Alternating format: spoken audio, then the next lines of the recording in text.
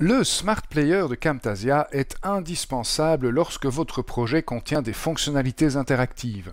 Dans ce cas, vous vous contentez probablement d'exporter avec le Smart Player. Mais saviez-vous que le Smart Player a lui-même de nombreuses options? Eh bien, c'est précisément ce que je vous propose d'explorer dans cette vidéo. Je me trouve ici dans un projet qui a de nombreuses fonctionnalités interactives. Donc, pour exporter ce projet, je suis obligé d'utiliser le Smart Player. Alors, allons-y. Exportation fichier local. Normalement, ce qu'on fait d'habitude, c'est qu'on exporte ici le MP4 avec le Smart Player. Mais ça nous permet d'exporter avec les options par défaut du Smart Player. Si vous voulez personnaliser le Smart Player, eh bien, vous devez prendre ici des paramètres de production personnalisés et cliquer alors sur le bouton suivant. Et cela vous amène dans ce que j'appelle la version longue de l'assistant de production. Première question que l'on vous pose, quel est le format de fichier que vous voulez utiliser? Je vais bien sûr utiliser ici le format MP4, c'est le seul qui me permet d'ailleurs d'inclure le Smart Player dans mon export. Je clique sur le bouton suivant et c'est ici que j'ai accès aux différentes options du Smart Player. J'ai tout d'abord ici dans l'onglet contrôleur une case à cocher qui s'appelle produire avec le contrôleur. Si je décoche cette case, eh bien je vais produire uniquement le fichier MP4 mais pas avec le Smart Player. Donc ça je dirais que c'est l'option d'exportation classique de Camtasia quand vous exportez uniquement le MP4. Dans mon cas, j'ai envie de produire avec le Smart Player, donc je vais bien sûr cocher cette petite case. Nous avons ici deux thèmes pour le Smart Player, donc ça c'est simplement l'apparence générale du Smart Player. Une petite case à cocher qui s'appelle masquer automatiquement les commandes. Cette case, elle est cochée par défaut et ça signifie que quand le spectateur va retirer sa souris de l'endroit où joue la vidéo, eh bien, les boutons de contrôle vont disparaître. Ils réapparaîtront quand la souris du spectateur reviendra sur la vidéo. Au niveau de la fin de la vidéo, que voulez-vous faire? Par défaut, vous allez trouver arrêter avec le bouton relire. Ça, c'est l'option par défaut. C'est le gros bouton qui apparaît quand la vidéo est terminée et quand on clique sur ce bouton, eh bien, on est renvoyé au début de la vidéo. Mais vous pouvez changer ce comportement si vous le souhaitez. Par exemple, ici, je vais mettre stop. J'ai simplement envie d'arrêter la vidéo quand elle est terminée. Au niveau maintenant de la taille de la vidéo, j'ai ici deux choses, la taille d'intégration et la taille de la vidéo. Au niveau de la taille de la vidéo, vous voyez que j'ai du 1280 par 720, c'est la taille que j'ai choisie dans Camtasia au niveau des paramètres du projet. Donc ça c'est la taille brute par défaut de la vidéo. Ensuite, la taille d'intégration, eh bien ça c'est la taille du Smart Player en tant que tel. Et vous voyez que c'est par défaut un petit peu plus petit.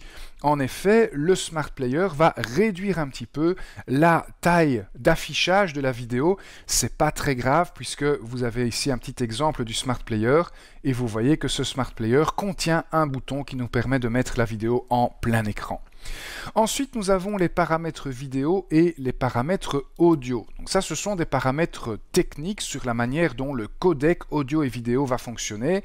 Nous n'allons pas couvrir ces options ici dans ce tutoriel. Je vais, moi, directement me rendre ici au niveau du dernier onglet, l'onglet Options, qui contient une série d'options supplémentaires au niveau de ce Smart Player. Alors, remarquez une petite chose avec cet onglet des options. Si vous décochez ici la case à cocher Produire avec le contrôleur sur l'onglet contrôleur, eh bien l'onglet des options n'est pas du tout disponible. Vous voyez qu'il est complètement grisé et que je ne peux pas cliquer dessus. Donc les options que nous avons ici dans cet onglet, eh bien elles ne sont disponibles que quand vous décidez de produire votre vidéo avec le Smart Player. Donc allons voir maintenant ce qu'il en est de ces options. Par défaut, toutes ces options sont ici cochées. Donc, vous avez cette première option qui vous permet d'activer ou pas la possibilité pour le spectateur d'avancer rapidement dans la vidéo. Moi, je vais décocher ici cette option. Cette deuxième option ici juste en dessous vous permet d'activer ou de désactiver des boutons qui permettent au spectateur d'avancer de 10 secondes en 10 secondes ou de reculer de 10 secondes en 10 secondes dans la vidéo. Remarquez que si vous activez ces boutons, vous pouvez choisir ici eh bien, que l'avance ou le recul soit d'autre chose que 10 secondes. Vous avez 5, 15, etc. Par défaut, c'est 10 secondes et moi je ne vais pas activer ici cette option. Voulez-vous exporter un sommaire, une table des matières automatiquement? Rappelez-vous que cette table des matières, eh bien, elle est générée à partir des marques que vous laissez dans votre projet Camtasia, et dans mon cas, je vais générer ici ce sommaire. Voulez-vous que ce projet soit recherchable? Voulez-vous générer un champ de recherche au-dessus de la table des matières? Je ne vais pas générer ce champ de recherche ici. Ensuite, nous avons des options au niveau des sous-titres, et vous voyez qu'elles sont grisées, ces options. La raison est toute simple, c'est tout simplement parce que je n'ai pas de sous-titres ici dans ce projet. Par contre, j'ai un questionnaire, donc je vais ici cocher la case questionnaire afin que mon questionnaire fasse bel et bien partie de mon export. Je clique sur le bouton suivant, et la page suivante de l'assistant de production me permet de mettre ici une série de métadonnées pour ma vidéo, ou bien de mettre ici un filigrane sur ma vidéo, et je ne vais pas mettre dans mon cas de filigrane. Je clique sur le bouton suivant. J'arrive ensuite sur les options du sommaire, étant donné que j'ai coché la case qui me permet d'exporter un sommaire. Eh bien, vous avez ici la possibilité de décider si ce sommaire est visible initialement ou pas. Et puis ici plus bas, vous retrouvez les différentes marques que vous avez laissées dans votre projet Camtasia, et vous pouvez choisir laquelle ou lesquelles de ces marques vont faire partie de la table des matières. Au niveau des options d'affichage de cette table des matières, vous pouvez afficher la table des matières à gauche ou à droite de la vidéo. Et puis au niveau de l'affichage des marques en tant que telles, voulez-vous les marques avec une miniature, le texte seul ou la miniature seule? Je vais prendre ici le texte seul. Je clique sur le bouton suivant, j'arrive maintenant aux options qui ont rapport à la communication entre ce contenu et le LMS. Ça, c'est parce que j'ai un questionnaire ici dans mon projet. Alors, je vais décocher ces options. Je n'ai pas envie d'établir une quelconque communication avec la plateforme qui va héberger ce contenu. En fait, j'ai juste envie de vous montrer ici le Smart Player, de tester, donc je n'ai pas besoin de ces options-là. Je clique sur le bouton suivant, et j'arrive enfin à la dernière page de l'assistant de production, celle où je choisis le nom de ma production, et celle également où je choisis l'endroit où je vais exporter ce projet. Je vais exporter ça ici dans un dossier que je vais appeler final. Voilà, je sélectionne ce dossier. Et je clique maintenant sur le bouton Terminer. Voilà, Camtasia est en train d'exporter ce projet. Ça va prendre quelques minutes. On se retrouve donc dans quelques instants quand ce processus sera terminé.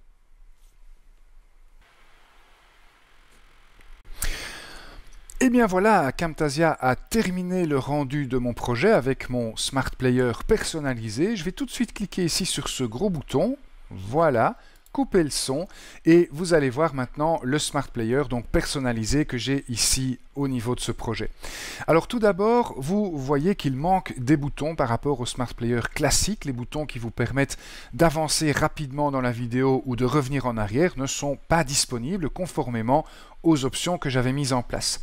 Au niveau de mon sommaire, eh bien, vous voyez que mon sommaire contient uniquement le nom des différentes marques. Je n'ai pas la vignette, la petite image qui vient d'habitude avec ces différentes entrées de table des matières. Et vous remarquez également ici au-dessus de ce sommaire que je n'ai pas le champ de recherche que j'avais habituellement avec le Smart Player, je dirais classique.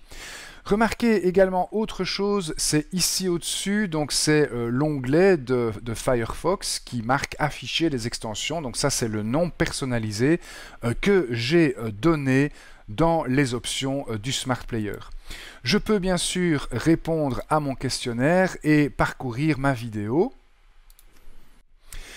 Voilà, j'arrive ici à la fin de ma vidéo. Je vais donc cliquer sur le bouton « J'ai terminé » et vous allez voir que quand la vidéo sera complètement terminée, voilà qui est le cas, eh bien la vidéo s'arrête tout simplement. Je n'ai plus ce gros bouton qui apparaît au milieu de ma vidéo qui me permet de reprendre ma vidéo au départ. Et de nouveau, c'est une option que j'ai choisie au niveau des options du Smart Player dans Camtasia.